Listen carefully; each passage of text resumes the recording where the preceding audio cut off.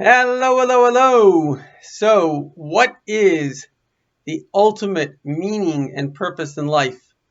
So, I just wrote an article about this and I felt I'll share it. And it really boils down to two fundamental things. And if you get these two things, you will live the most amazing, the most happy life possible. So, first of all, you have to know what isn't the meaning and purpose of life.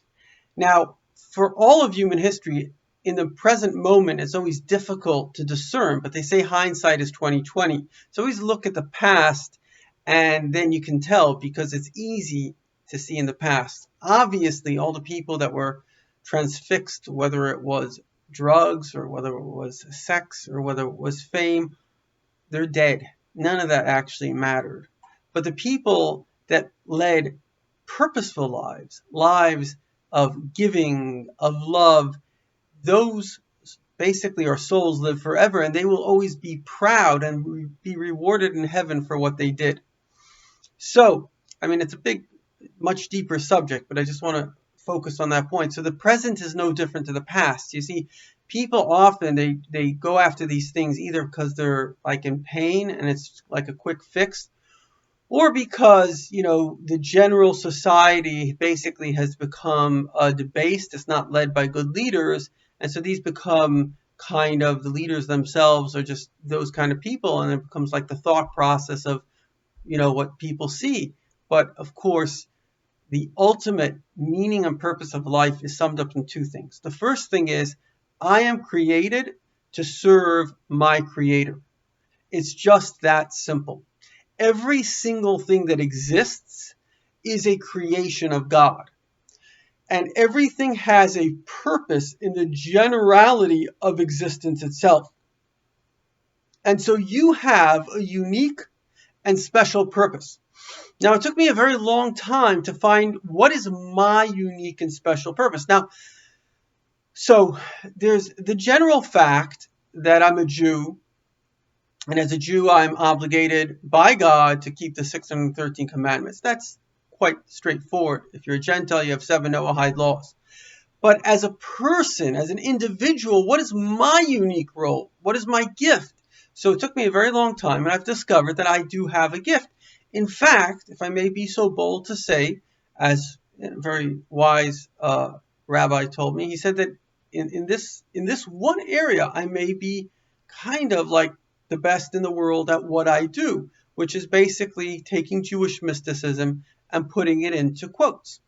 Now, there are many, many people that have other gifts that are much greater than me and what they do. I can't do what they do. But in my area, I'm not saying this to brag, just to try to bring out a point. I've put out 75,000 blogs. So for me, I could put out 10, 15, people think, oh, well, you must be thinking about this all day. No, actually, it can take me 1 minute to think and to write a blog. So again, if I may kind of, again, not to be arrogant, but to quote like what Einstein said, he said, he was like embarrassed from the attention people paid. I read the equation, not that I understood it, but how he got to EMC equals square, the most famous equation. And for him, it was like simple math. It was just like, it's like a page and a half of math. I saw the paper. So the point is that for him, it was very simple, but that was his gift. It was, if he did it, and he did do it, he bestowed upon the world a great gift. So does the world need inspiration? Does it need continued inspiration? Yes. Is that my gift? Yes. Is it something I enjoy? Yes. Is it something that I do? Yes. Something that I feel proud about because I do it? Yes. It's just that simple. You got to discover your special gift. And again, that's notwithstanding the fact that you have a general concept of you're a Jew, you're a Gentile, you have to serve God based on the commandments that God gives you. And again, male, female. You have not many differences, but there are certain differences in the laws that, obviously as a man, you have certain mitzvahs, as a woman, and therefore you have to fulfill your role. And the second thing is very simple, and that is our basic purpose in this world is to create unity. And fundamentally speaking, there's a very great line. It says, think global and act local. When you see a problem, and there's no words that can describe this, because sometimes we get involved in our little bubble, you're not only your gift, you're not only your duty, the religion that God gives you, you're also meant to be a proactive member of society.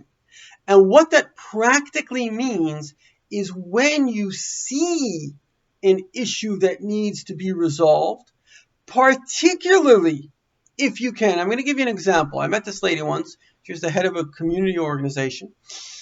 Unfortunately, there was a spate of suicides in this community. And she told me about, it was obviously on her mind, but she told me about this kid, and she saw him, and every day, the way he was looking, and he was like looking more distressed. And eventually, unfortunately, this kid commits suicide. So I didn't say anything. But you moron, you're the head of the community organization. You're the person that's seeing this. Why didn't you do something about it? The answer is, you know why? She's a very good woman. She does so many wonderful things. Is this something that she needs to take care of? And the answer is yes, because God showed it to you.